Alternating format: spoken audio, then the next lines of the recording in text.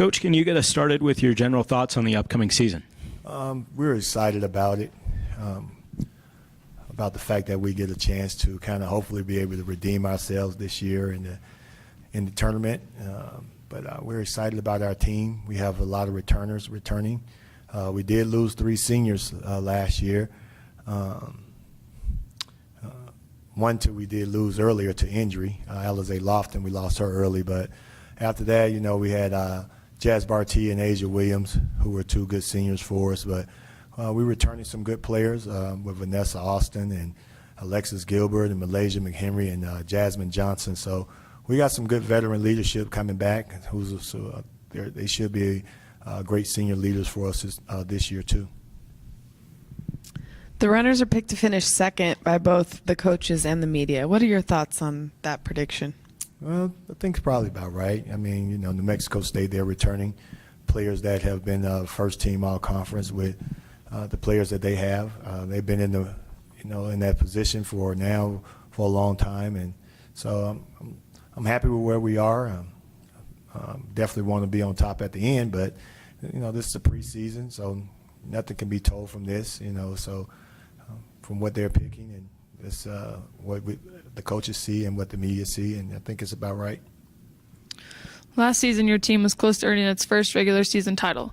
Is there extra motivation this season, knowing how last year's regular season ended? Yes, man, we had our chances in both the regular season and the conference, and then we had our opportunities again in the tournament, and we lose both games. One by 1 point, one by 3, and so we're definitely looking forward to coming back and trying to redeem ourselves. I know we're definitely, as soon as the season was over, I started thinking about next year, this season here coming up, and ready to go, ready to go mentally. And then we started putting it together physically, and then we just continue on. Now we're having, some pretty good practices. They're practicing hard, but again, this is one of those things where, you don't see all the good things right now. You see all the ugly stuff in the practices that we're doing right now. But they're working hard, and I'm extremely happy so we can get an opportunity to get back and try to win this thing this year. You returned 3 preseason All-WAC players in Jasmine Johnson, Vanessa Austin, and Alexis Gilbert. Yes. What do you expect from those 3 this season, and who else do you expect to contribute? I'm expecting big things from them, especially Alexis Gilbert. Her leadership is what we depended upon from her. The same thing we did with her last year. She kind of led us last year. She was kind of like that glue with the seniors, and with the underclassmen, she was that glue. And so we're expecting a lot more leadership from her, but we're also expecting some good basketball play from her as well too. Jasmine Johnson and Vanessa Austin, especially with Vanessa, we're actually putting that focal point around her this year. We want to be able to get the ball to her as many times as we can in that post. So we're definitely kind of making that focal point of being more of an inside-out team, whereas in the past we kind of utilize our guards a lot more, but we want to kind of even things up a little bit more. And then Malaysia McHenry, who had a big tournament. She was I think she made all tournament team. And so we're expecting some big things from her. She kind of shown what she can do, and so we're expecting some things for her coming into this season coming up.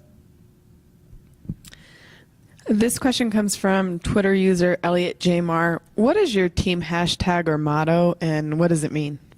This year, our hashtag is family, and it's really good to be able to utilize that, and because that's what we are.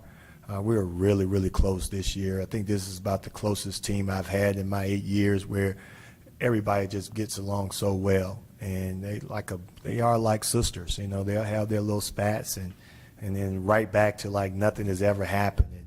And that's what you want. You kind of want that tightness, that close-knit feeling. And one thing about us is that they're so coachable. They're really, really coachable, and so that's been our motto this year. And so we're going to take that and run with it, because that's what families do. They stick together no matter what happens. So we always talk about not allowing the wheels to fall off the bus with us. And so, some things are going to happen down the line where you might have a rough patch in the game, or you might end up losing the game where you thought you probably should have won, and then we got to make sure that we stay tight and we stay family on that. Last year was extremely wide open in the WAC with a lot of competitive games. What do you think contributed to that, and do you expect to see the trend continue into the season? Definitely. Games are going to be tight. You know, the coaches in the WAC, man, I mean, I think we do a remarkable job of scouting each other out, night in and night out.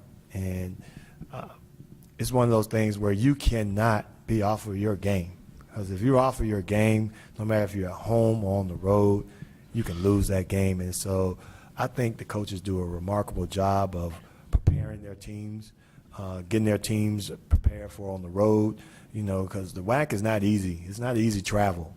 You know, when you're going from one city to the next and everything is a flight, you have to be mentally strong. And so I think we do a really good job of that. And I think us at CSUB, we really do a good job of trying to prepare our kids to get proper rest and do all the right things on the academic side, so we don't have to have those worries going into the game. And that way we can take each game and one game at a time, and then we can be prepared to be able to do our best to come out on top. This question comes from WAC on-campus reporter Juan Rodriguez. As a coach, how do you approach getting your players ready for the first game of the season?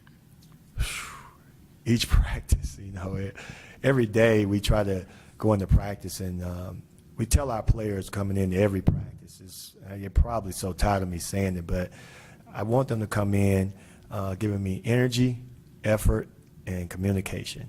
And if they can do that every day in practice, it's a lot easier to teach them the things that they need to do.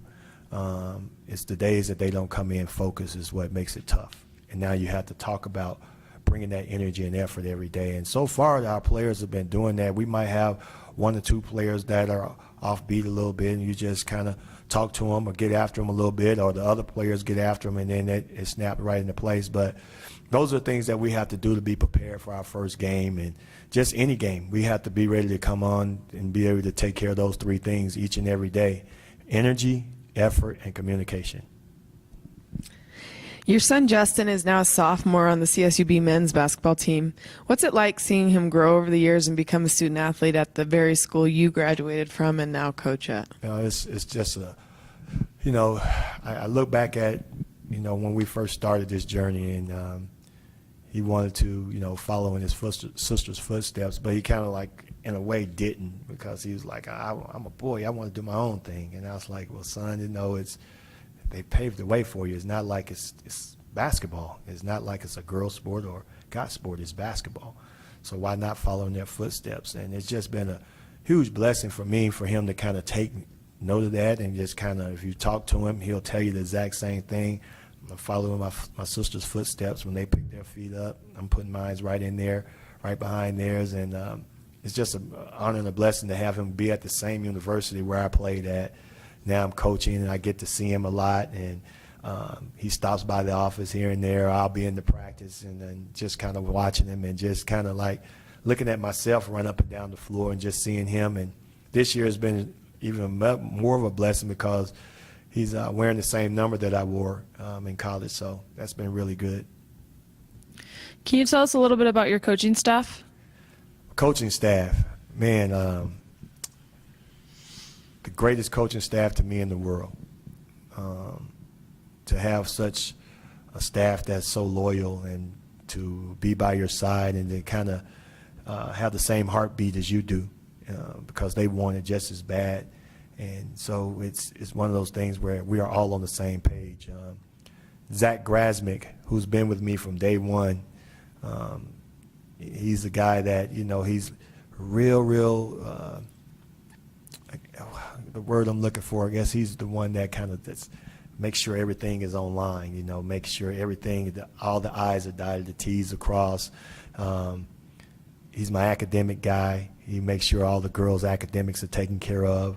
And it's a great honor and privilege to be able to have him on board with me, who's been with me from the very beginning. And then Xavier Johnson, who's my associate head coach, who's just lights out, just the best recruiter in the world. I think he just turns over anything. He'll turn over a table, a chair, any stone that he can to find players. And just to know that the relationship that he's built with the players that are coming through the door, and all of our coaches, that they do a really good job of building that relationship and making that family feel warm and welcome. And then Ty Outland, And what can I say about her, man? She's like a daughter to me. She's literally like another daughter to me, and she's real close with my family, real close with my daughters. To be able to have her, who played for me, who knows me back and forth, who I helped be able to kind of get to the level that she was as a player. You know, she was the first player to be able to go to the WNBA, and very honored and pleased to be able to say that, and then to continue her career overseas, and now back coaching with me means so much to me, just to watch her grow as a person. And when she first came through the door as a freshman, and then to be back on campus again, it's just a huge honor and a blessing. So it's so much tradition there with her. But it's just a great honor to feel and have such the greatest staff in the world to me. One last question. As student athletes, what do you expect from your players off the court? Number one, to take academics serious. You know, we really thrive on that, and to be able to watch the players go across that stage each and every year, you know, with the 3 seniors last year, from Alizé Lofton to Asia Williams and to Jazz Barty. Alizé being the first person in her family to go to college, and now she's the first one to be able to finish, was such a huge, huge blessing. So for me, that's our number one thing, is watching these players come in as young ladies, and then they leave out grown women, and to have that degree in hand, nothing can please me more than anything in the world. And then that's our number one goal, is to watch them go across that stage. And then, you know, the basketball side, you know, you want to see them grow as basketball players. And then some of our players get an opportunity to be able to go play, continue their careers. We have 4 overseas right now: Bada Basin-Pari, Erica Williams, Asia Williams, and Jazz Barty. They are all overseas playing basketball. And as a coach, there's nothing better to see them walk across the stage, and then especially when you're coaching, to see your work continue to go and allow